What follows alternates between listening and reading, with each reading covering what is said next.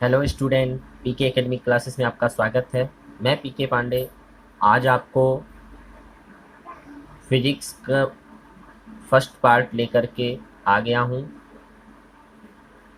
Syllabus इसके पहले video में मैंने दिया है, जो आपने ज़रूर देखा होगा। यदि नहीं देखे होंगे तो एक बार उसको ज़रूर देख लें, सिलेबस क्या है। तो आइए पहले चैप्टर पे हम चलते हैं कि पहला चैप्टर है क्या। तो पहले चैप्टर का नाम यहाँ देख रहे हैं, पहला चैप्टर है वैद्युत आवेश तथा क्षेत्र। वैद्युत आवेश तथा वैद्युत क्षेत्र, इलेक्ट्रिक चार्ज एंड फील्ड्स। तो आपने देखा होगा चैप्टर फर्स्ट जो है ये यूनिट फर्स्ट का है। यूनिट फर्स्ट जो था वो था स्थिर वैद्युत की। तो पहले हम जानते हैं कि स्थिर वैद्युत की होता क्या है, उसको पहले हम सीखते हैं। तो आइए जरा हम आपको बताएं, ध्यान दीजिए। ये है आपका विद्युत की।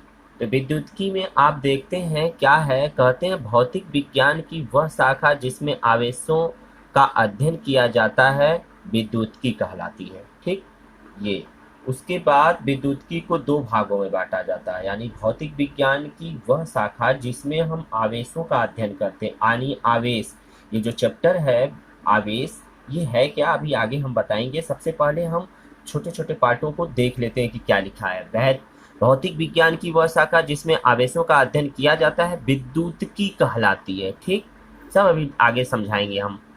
तो विद्युत की जो होता है वो दो प्रकार का होता है, एक स्थिर विद्युत की, एक गतिक विद्युत की। स्थिर विद्युत की क्या है, स्थिर विद्युत की तथा उनमें उनकी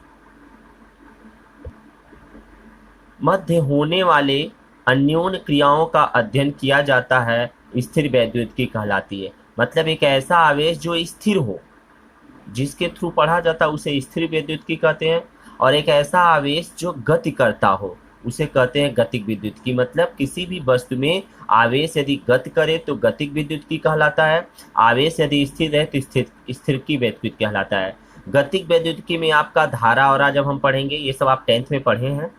स्थिर वैद्युत की ही हमको पढ़ना है। तो पहला यूनिट है स्थिर वैद्युत की, जिसमें पहला चैप्टर है आपका वैद्युत आवेश तथा क्षेत्र। तो स्थिर वैद्युतिकी के बारे में पहले हम जानते हैं क्या है। स्थिर वैद्युतिकी को इंग्लिश में कहते हैं इलेक्ट्रोस्टैटिक्स। ठीक, इलेक्ट्रोस्टैटिक्स को यदि हम दो भागों में तोड़ें तो देखने में आ रहा है कि इसके दो भाग जो हैं, एक को कहते हैं इलेक्ट्रो और दूसरे को कहते हैं स्टैटिक।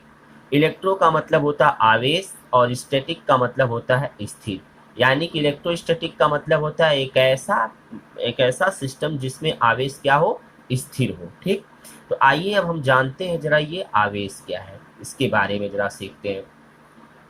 कहते हैं थोड़ा डेफिनेशन पहले स्थिर वैद्युतिकी का डेफिनेशन देख लें। विज्ञान की वह शाखा जिसके अंतर्गत स्थिर आवेशों का अध्ययन किया जाता है स्थिर वैद्युतिकी कहलाती, जो कि डेफिनेशन यहाँ मैंने लिखा है। ठीक, आइए अब जरा जाने कि ये आवेश होता क्या है, आवेश के बारे में जरा सीखते हैं। तो वैद्युत आवेश, इलेक्ट्रिक चार्ज। चार्ज आप सुने होंगे, बैटरी चार्ज हो गई और डिस्चार्ज हो गया, ये तो आप जरूर सुने होंगे कि बैटरी चार्ज और डिस्चार्ज हो गई है। तो बैटरी चार्ज और डिस्चार्ज का मतलब क्या है। चार्ज मतलब होता है आवेश, चार्ज हो गया मतलब आवेशित हो गया, डिस्चार्ज मतलब यानी कि अनावेशित हो गया।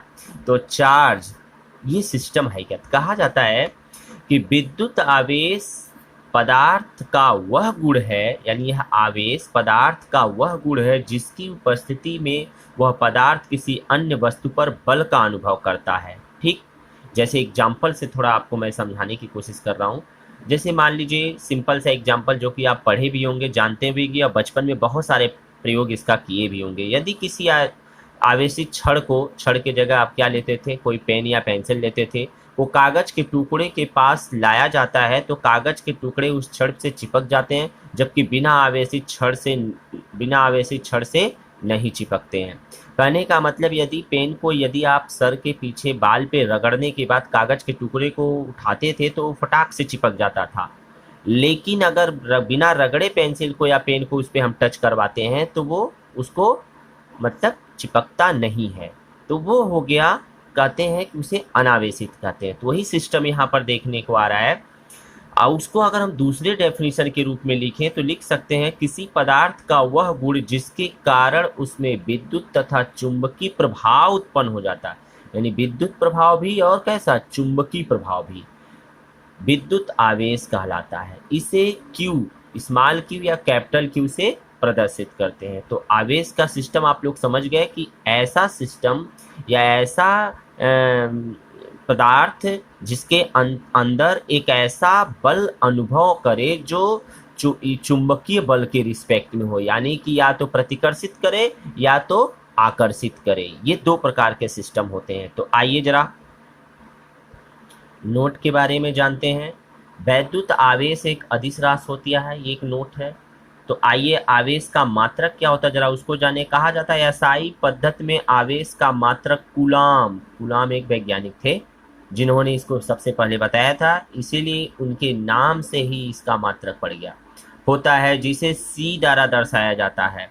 कूलाम को विद्युत धारा से परिभाषित किया जाता है। आप कहेंगे विद्युत धारा, विद्युत धारा आप 10th में पढ़े हुए हैं, तो यहाँ अभी बस वैसे ही बस इसको बताया जा रहा है। ये स्थिर वैद्युतिकी नहीं बल्कि गतिक वैद्युतिकी में आएगा, तो वहाँ पढ़ाया जाएगा 2-3 चैप्टर के बाद। तो अभी आप बस जान जाइए ये हाई स्कूल के लेवल से है। तो पहले विद्युत धारा को जान जाइए क्या है। किसी भी चालक में से आवेश को बहने की दर को विद्युत धारा कहा जाता है। अर्थात ये तार है, इसमें से अगर धारा बह रही है, आवेश बह रहा है, बह करके जितना दूर जाता है ये सिस्टम को क्या कहलाता है, इसका विद्युत धारा कहलाता है। विद्युत धारा बराबर आवेश बटे समय, यानी कि समय के साथ आवेश का परिवर्तन विद्युत धारा कहलाता है। आवेश को रहने दीजिए, इसका यहाँ मल्टीपल करिए तो आवेश बराबर विद्युत धारा गुणे समय, यानी कि Q आवेश को लिखते हैं विद्युत धारा को I से, जैसा कि आप हाई स्कूल में पढ़े हैं, और समय को T से, तो Q बराबर I इंटू टी। ये सिस्टम हमको पढ़ने हैं। तो Q बराबर I इंटू टी। अगर देखें यहाँ से तो एमकेएस सिस्टम में अगर कहा जाए पद्धति में आवेश का मात्रक क्या होता है, तो I मतलब एम्पियर, T मतलब समय, तो एम्पियर गुणे समय, यानी कि आवेश का मात्रक क्या हो गया, एम्पियर गुणे समय। सेकंड किसके रिस्पेक्ट में, एमकेएस पद्धति में। इसी प्रकार से यदि सीजीएस पद्धति में देखें कि इसका मात्रक क्या होता है, तो एक इलेक्ट्रोस्टैटिक्स इलेक्ट्रॉन इकाई यानी ESU या स्टेट कूलाम होती है। अर्थात एक कूलाम बराबर 3 × 10⁹ ESU। ठीक, आइए थोड़ा सा और देखते हैं। छोटी छोटी चीजें हैं, अभी आपको नोट्स मिलता रहेगा, आप जरूर इसे वीडियो पुश करके नोट्स बनाते रहें। वीडियो अच्छा लगे तो सब्सक्राइब कर लीजिएगा, लाइक तथा शेयर करना एकदम ना भूलें। आइए आगे चलते हैं। आवेश का विद्युत चुंबकीय मात्रक क्या होता है, EMU होता है। EMU का नाम सुने भी होंगे आप लोग, कूलाम होता है। अर्थात एक EMU बराबर 3 × 10⁻10 ESU बराबर यानी 10 कूलाम होता है। ठीक, ये जनरल चीजें हैं, ये आपको पता होना चाहिए।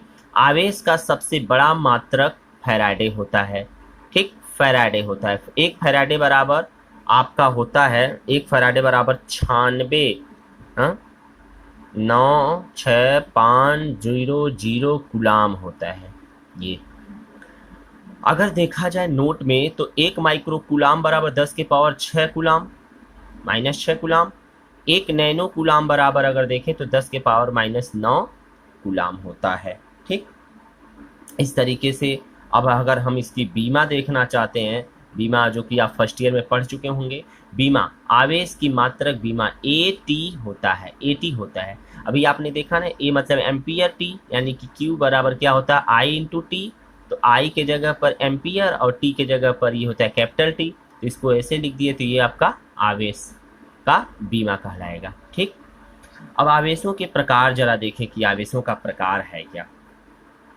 कहते हैं कि आवेशों के प्रकार यानी कि आवेशों के प्रकार इन types of charges. William Gilbert के अनुसार वस्तुओं के घर्षण से 2 तरह के आवेश प्राप्त होते हैं, जिन्हें अमेरिकन वैज्ञानिक, इन्होंने कहा था कि वस्तुओं का यदि घर्षण करें तो 2 प्रकार के आवेश प्राप्त होते हैं। वैज्ञानिक बेंजामिन फ्रैंकलिन ने इन्हीं दोनों आवेशों को, जो इन्होंने कहा था 2 आवेश प्राप्त होते हैं, इन्हीं दोनों आवेशों को अमेरिकी वैज्ञानिक बेंजामिन फ्रैंकलिन ने धनात्मक कहा, जिसे हम पॉजिटिव कहते हैं, और दूसरे को ऋणात्मक कहा, जिसे हम निगेटिव कहते हैं, नाम दिया। इस प्रकार आवेश को 2 प्रकार के भागों में बांटा जाता है, यानी इस प्रकार आवेश 2 प्रकार के होते हैं। जी हाँ, तो देखा जाए आवेश दो प्रकार के, एक धनात्मक होता है, एक ऋणात्मक होता है, यानी पॉजिटिव होता है और एक निगेटिव होता है। तो पॉजिटिव का डेफिनेशन यदि देखें, किसी पदार्थ पर इलेक्ट्रॉनों की कमी के कारण, कोई भी पदार्थ है वही इलेक्ट्रॉनों से मिलकर के ही बनाते हैं, इलेक्ट्रॉन प्रोटॉन न्यूट्रॉन, क्योंकि कोई भी पदार्थ परमाणुओं से मिलकर बता, परमाणु इलेक्ट्रॉन प्रोटॉन न्यूट्रॉन से बनते हैं।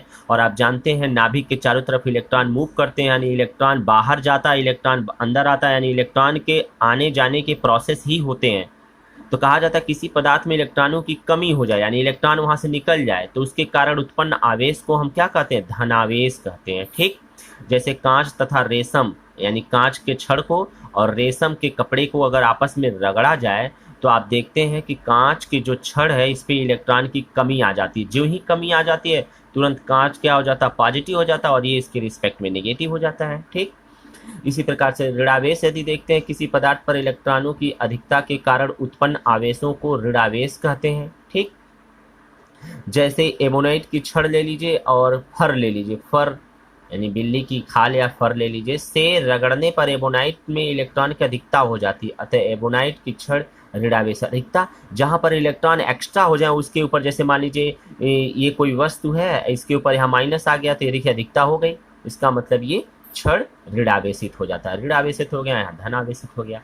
आइए अगला टॉपिक है हमारा नेक्स्ट, विद्युत आवेश का इलेक्ट्रॉन सिद्धांत।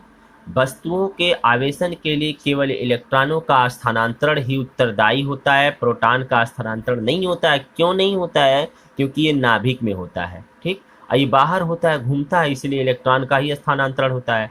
इस प्रकार कह सकते हैं कि वस्तु पर ऋणावेश होने का अर्थ है इलेक्ट्रॉनों की अधिकता, तथा धनावेश होने का अर्थ है इलेक्ट्रॉनों की कमी।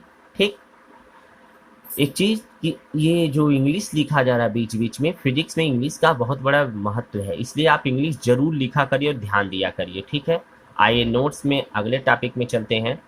तो सजाती आवेशों में प्रतिकर्षण होता है। सजाती मतलब जो एक जैसा होता है, समान।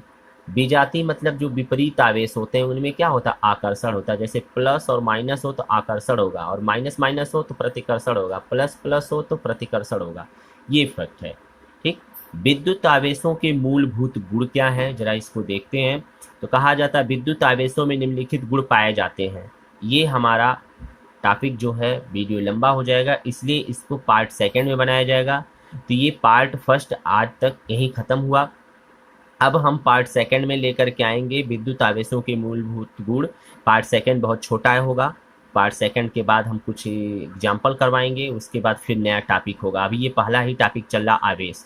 ठीक, तो ऐसा जैसा कि आपने देखा है कि आपके पास ये जो आवेश है, जो आवेश यानी चैप्टर वैद्युत आवेश तथा क्षेत्र, तो पहले आवेश के बारे में पढ़ेंगे, फिर क्षेत्र के बारे में हम लोग पढ़ेंगे। ठीक है, तो आवेश में 2 टॉपिक और बचा है, तो हम इसको अगले वीडियो में करेंगे। आज के वीडियो में बस इतना रहने देते हैं। स्टूडेंट, यदि आपको ये अच्छा लगा हो तो सब्सक्राइब करिए, लाइक तथा शेयर भी करना ना भूलें। धन्यवाद।